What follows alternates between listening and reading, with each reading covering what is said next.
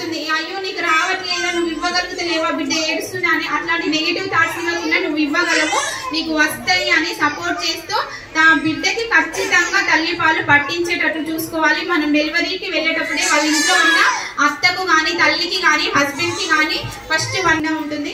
బిడ్డకి first 1 hour లోపు మనం ముర్రుపాలు అనేటివి పట్టించాలని నేర్చుకున్నాం కదా ఇప్పటి వరకు. ఆ ఫస్ట్ 1 hour లోపు కొలెస్ట్రాల్ మిల్క్ అనేవి బిడ్డకి ఒక వ్యాక్సిన్ లాగా పనిచేస్తాయి. ఖచ్చితంగా మనము బిడ్డకి 6 నెలలు వచ్చే వరకు కూడా తల్లి పాలు అనేటివి పట్టించాలి, వేరే అదర్ ఫుడ్ ఏమి ఇవ్వకుండా. పాలు వస్తలేవు, బాటిల్కి రాస్తున్నారు అట్లా ఇలా చెప్పనీకి ఉండదు. మనం గర్భిణీగా ఉన్నప్పటి నుండి మంచి పౌష్టికాహారం తీసుకొని దాని తల్లి ఒక స్త్రీ గర్భిణీ అయినప్పటి నుండి బిడ్డకి 2 సంవత్సరాలు వచ్చే వరకు మొదటి 1000 రోజుల ప్రాముఖ్యత అది ఏంటి అంటే బిడ్డ బ్రెయిన్ డెవలప్మెంట్ అనేది ఈ 2 సంవత్సరాలలోపు అనేది 75 to 85% అనేది జరుగుతుంది. తనలో న్యూరాన్స్ డెవలప్మెంట్ అనేది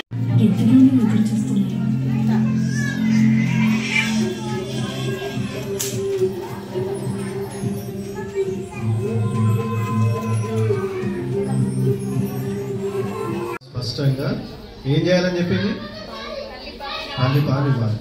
సో మీ అందరికీ తెలుసు తల్లిపాలు అనేది చాలా ముఖ్యమైనవి. ఎందుకు ముఖ్యమైనవి? ఇంకా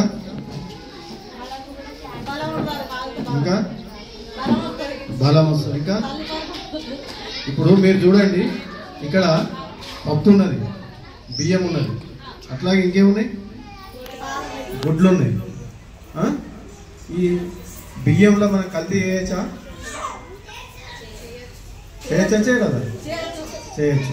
పప్పు కూడా కల్తీ అంటే బయటకు వచ్చినాక మనం కల్తీ చేయొచ్చు. కానీ ఆ గుడ్డు అట్లే ఉన్నప్పుడు కల్తీ చేయొచ్చా? చేయరాదు. ఎందుకు? గుడ్డు లోపలికి వెళ్ళి బయటకు వచ్చింది. అట్లాగే తల్లి పాలు కూడా అంత శ్రేష్టమైనది. పుట్టిన బిడ్డడు 9 నెలలు మనం మోసిన తర్వాత లోపల మీరు ఏ రోగం రాకుండా కాపాడినా మరి బయటికి వచ్చిన తర్వాత బయట ఎన్ని సూక్ష్మ క్రిములు ఇవన్నీ ఉంటాయి, వాటన్నింటినీ తట్టుకోవడానికి దేవుడు తల్లిపాల రూపంలో వాళ్ళకి బలాన్ని అనేది ఇస్తుంది. దాన్ని మనం 80% కల్తీ చేయలేం కాబట్టి అందుకే మొదటి 6 నెలల వరకు వాతావరణానికి అలవాడైనంత వరకు తల్లిపాలు ఇవ్వాలి. మళ్ళా మొట్టమొదటిసారి ఏంటంటే పుట్టిన వెంటనే గంట లోపలనే మొదటి పాలను తాగియాలి. కొంతమంది ఏంటంటే సార్ సిజేరియన్ అయింది, తల్లికి అవస్థ ఉంటుంది, తాగియద్దు అంటారు. అది తప్పు. సిజేరియన్ అయినా కానీ ఎలాంటి ఈవెన్ ఎయిడ్స్ వ్యాధి వచ్చినా కానీ తల్లిపాలే శ్రేష్టం. తల్లిపాలే శ్రేష్టం.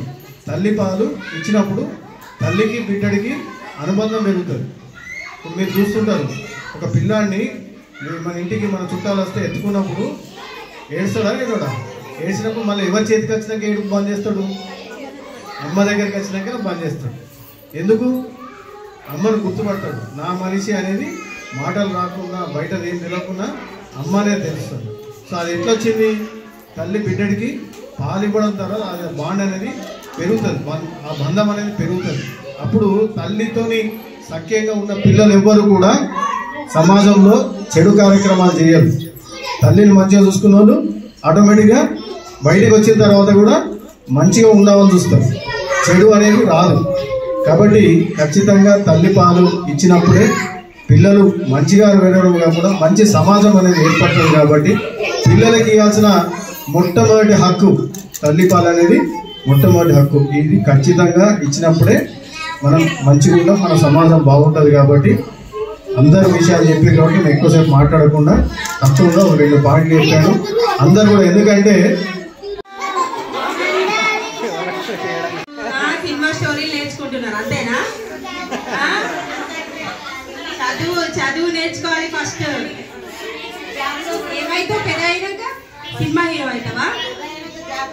ఏమైతావు? ఏదో ఒకటి అవుతావు కదా, చెప్పు. ఆర్మీ అవుతావా?